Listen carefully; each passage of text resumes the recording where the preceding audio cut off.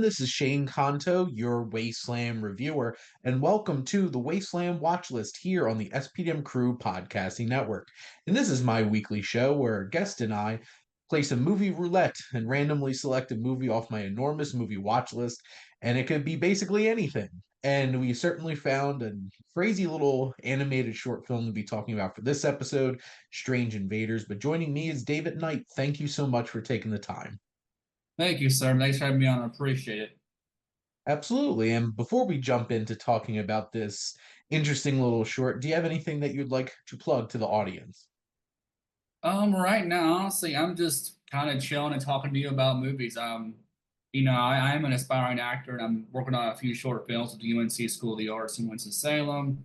Hopefully, doing something on a YouTube channel called Aerolith Films. This is with a guy named Richard Valentine. It's in the works, but it's called Paranormal Society, and that's in Okay. development right now. So keep your eyes out for that if y'all want to check out those things. But those are still in the works. So like what that's one to do more podcasts and talk about movies and stuff. So that's what I'm There you here go. for.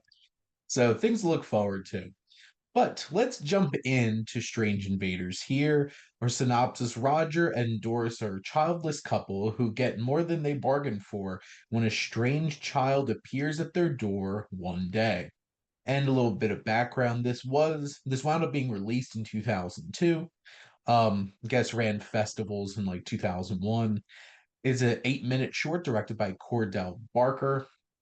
Music by Luc Prefontaine, inspired by Barker's quote unquote three evil boys that he had. So there's definitely some personal inspiration here.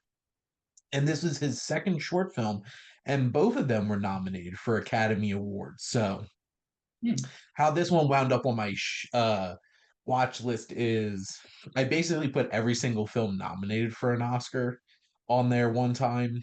I went through, Okay. so that's how this one wound up on there. So, but yeah, so let's dive in. But David, what are your general thoughts on Strange Invaders? I've always find watching Canadian animation of this time interesting because it's always kind of like grotesque and crude Mhm. in a Yep. way. Like I grew up watching Ren and Stimpy, and I Yep. remember as a kid I watching my dad's like, "You can't be watching that." I'm like, "Why not?" And as I got older, I understood why. Yeah. But yeah, it reminds me of that, that feel from up there, So I thought that was interesting, and it was a fun little short, pretty creative and a lot of just interesting things that happened. I don't want to say too much right now, but yeah. So Yeah, it's that was honestly one of the first things that stood out to me watching this was the grotesque character designs and thinking like yeah, this is very much of animation at the time because yeah, like obviously there's big studios and what they were doing in terms of animation like Disney and DreamWorks at the time, but like if you look at television like Nickelodeon, a lot of the animated shows look like this, whether it's, like Ren and Stimpy or like Rocco's Modern yeah. Life Sprocket's a good or one. Yeah, like Ah Real Monsters. It all has that like strange, like grotesque kind of feel to it. that's right. So it really does feel like that period of time. And it also very much like one of the reasons why I pointed out Prefontaine, the composer, is like it felt like it had a Danny Elfman-esque score to it. And obviously he was extremely popular late 80s into the 90s into the early 2000s. So it definitely had that kind of like strange kind of feeling to it because it's about aliens. It's about a Yeah, strange little child landing on our planet and being stuck with this family, and they're just little details that kind of stood out to me from filmmaking perspective. Like there's this little montage that happens through like these pictures and stuff, and it's just like look at our child, and like the kids just like demons staring at the camera through all the pictures, and you're like, yeah, there's something wrong with this child. And they wind up going into like his face later in the film, and it's just like this green tint and everything. It just had that kind of strange, unnerving kind of vibe, like little details of like a horror-esque kind of atmosphere thrown into this film that at the core of it's really about like that fear of like being a parent. He's like, Hmm. what am I going to do with this child? Exactly. And I saw that kid. I thought of a few combinations. I thought of, that kid in The Omen is supposed to be the Antichrist. I Hmm. had that feel a lot with Yep. that one. And also, of course, Adam's Family stuff obviously was there. Yep. That was interesting. So that was kind of like that eerie feeling going on. But yeah, you're right. Totally. I mean, I have a daughter. I have a 10-year-old daughter. And I remember when my ex was pregnant with her. And I remember the concerns I had, the anxiety, the feelings, trying to get the room ready and all this. And it was, yeah, it's always like, am I going to be a good parent? Am I going to do it right? And you worry about this stuff. And even now, and because she's 10 years old, like I said, but even now I still wonder if I'm doing a Mhm. good job as a dad. So I think that never goes away, really. Well, and I think that's a very interesting perspective with this film for sure, because it's like it's that fear of like, what if my child is somebody I can't control? And like obviously this is like a strange, crazy, like demon child from outer space, and it has like these fleeting moments of like it gets a little bloody and stuff like that. Those poor fish. They Oh didn't stand a God. chance. Yeah. Yeah, eating the damn plate instead of eating the food on the plate. It starts destroying everything. It's like worst nightmare. Like somebody's seen a robot chicken or something, right? Yeah. Just crazy. Well, and it's like I can't control this child. And then my wife leaves. I'm stuck like this is just my problem now. Like what am I supposed to do here? Oh God, And yeah. and it has that it's just that perfectly eerie design of everything that just kind of pulls this film together.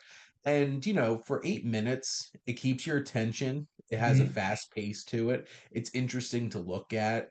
It has a creative look. And at the core of it, it's a thematic story of like it has this very specific thing that it's trying to say and has a fun, creative way of doing it. And it was a fun time. I really enjoyed it for sure.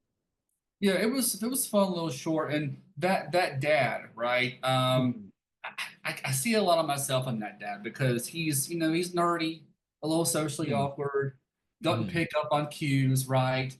Like if I'm watching the first time, it's like, does he know she's pregnant, but he doesn't know she's pregnant, or is he in denial about it?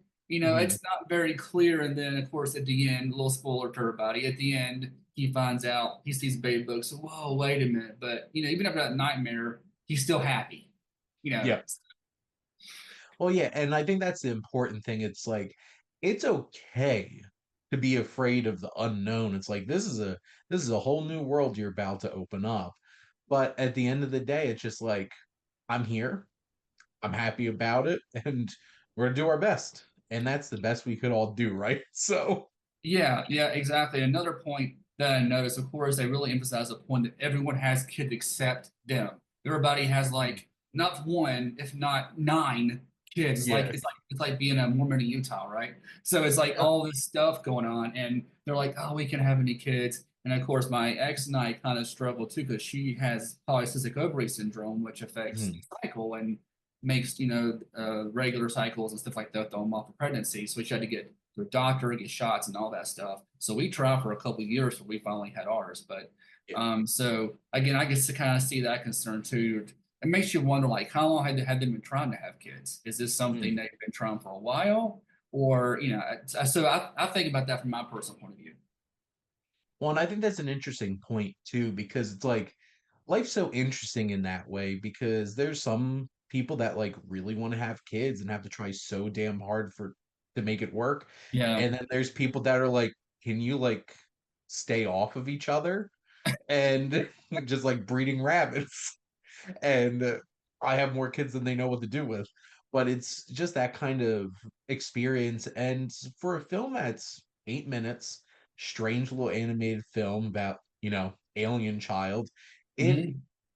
it hits into a lot of different kinds of things related to this idea of being a parent and that coming and that expectation. But yeah, David, do you have any other thoughts that you wanted to point out about the film?